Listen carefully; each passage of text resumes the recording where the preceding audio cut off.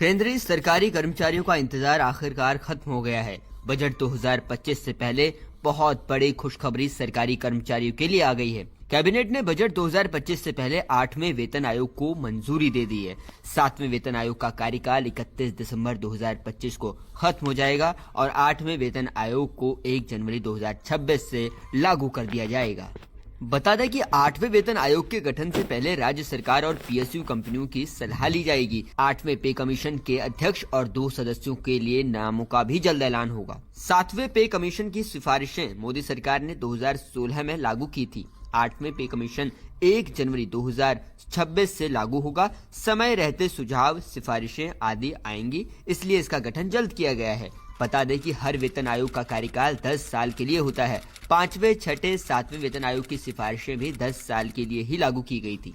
लंबे समय से 8th पे कमीशन के गठन की मांग हो रही थी। गौर करने वाली बात यह है कि देश भर में केंद्रीय कर्मचारी और उनके संगठन पिछले कई महीनों से लगातार 8वें वेतन आयोग के गठन की मांग कर रहे थे।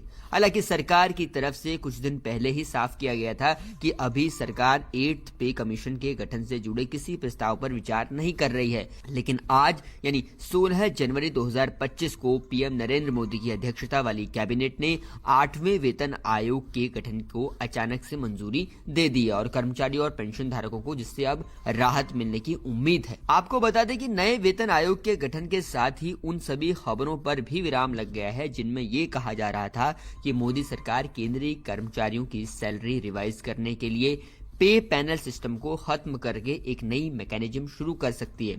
नए वेतन आयोग को बनाने की मांग लंबे समय से चल रही थी। कर्मचारी संगठनों ने हाल ही में कस्टमरी प्री बजट मीटिंग में केंद्रीय वित्त मंत्री निर्मला सीतारमण से मुलाकात की थी। इस मुलाकात में उन्होंने 60 लाख केंद्रीय कर्मचारियों और 67 लाख पेंशन धारकों के लिए 8वें वेतन आयोग के गठन पर जोर भी दिया था।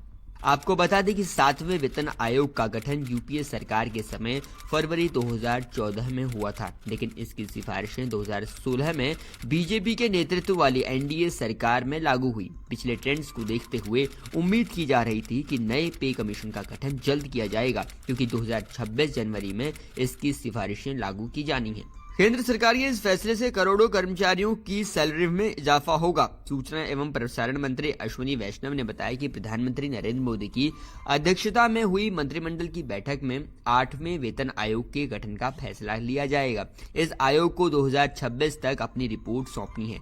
7वें वेतन आयोग का गठन 2026 में किया गया था और इसका कार्यकाल 2026 में समाप्त हो जाएगा। 8वां वेतन आयोग 1 जनवरी 2026 से लागू हो जाएगा। ऐसी उम्मीद जताई जा रही है कि पिछले आयोगों की तरह इस